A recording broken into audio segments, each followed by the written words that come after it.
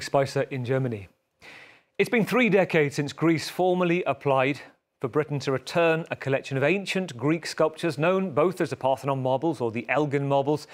They used to go round the outer walls of the Parthenon at the Acropolis in Athens 2,000 years ago. And the argument goes like this. Lord Elgin was a hero because 220 years ago, the British art collector saved the collection from being destroyed or lost under Ottoman rule, or worse for Britain, seeing them sold to Napoleon. The counter-argument is this. Lord Elgin was a thief who stole the marbles that are now housed at the British Museum. Fast forward to this week. The Greek Prime Minister is due to meet his counterpart, Rishi Sunak, and then says this to a reporter. We feel that these sculptures belong to Greece and that they were essentially stolen. But this is not, in my mind, an ownership question. This is a reunification argument. Where can you best appreciate what is essentially one monument? I mean, it's as if I told you that you would cut the Mona Lisa in half and you would have half of it at the Louvre and half of it at the British Museum. Do you think your viewers would appreciate the beauty of the painting in such a way? Well, this is exactly what happened with the Parthenon. And suddenly it's a story again this week, a diplomatic row because Rishi Sunak, after that comment, cancelled the meeting. He didn't go to Downing Street. They tried to set up with his deputy instead. Kyriakos Mitsotakis said, "Ochi, efaristo, no thank you very much." And here we are, we have the opposition in the UK saying that the Prime Minister has lost his marbles. Well, let's bring in Alexander Herman. He's the author of The Parthenon Marbles. He's a director of the Institute of Art and Law for today's Perspective.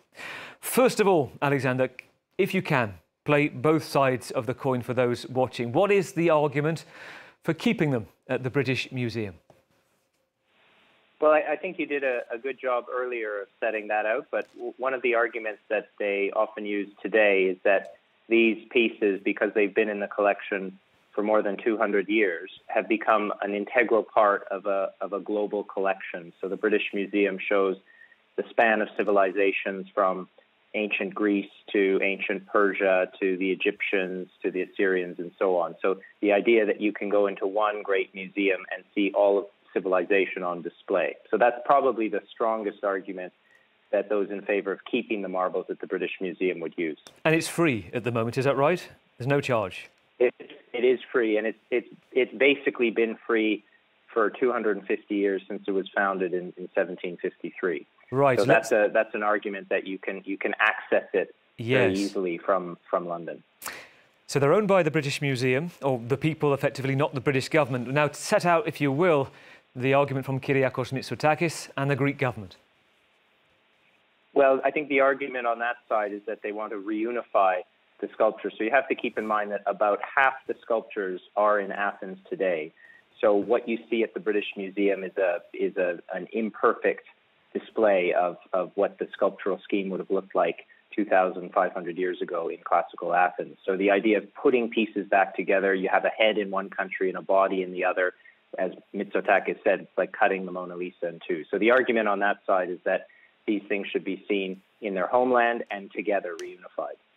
Alexander, does that further complicate the argument? What's your opinion to say that it's like cutting the Mona Lisa in two, when at the same time, only a few years ago, I think there were 150,000 protesters in Florence saying this piece of art should be going back to the homeland of where Leonardo da Vinci was born. So does that complicate things, or is he trying to make a wider point?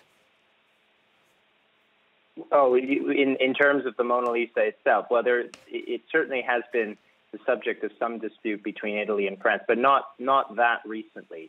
I think Italy has certainly a number of Da Vinci's that they can be very satisfied with. It is a troubling argument for some people because they feel it will empty out the world's museums. But the counter-argument to that is that the Parthenon marbles are quite a unique case because they are so central to the identity of Greece and to Greek heritage. So because of their quite unique status, just because you do a deal on the marbles doesn't mean that suddenly the museums of the West are going to be empty. If you can do it, I know we've got to cut you off now. We've got one sentence. If you had a concluding verdict, what would that sentence be? Where should they go? Well, I think my concluding verdict would be it should be a museum-to-museum matter that they should be negotiating, which they are doing right now, and that, frankly, the politicians should take a step back. Alexander, excellent. Good to hear from you. Alexander Herman, the author of The Parthenon Marbles Dispute.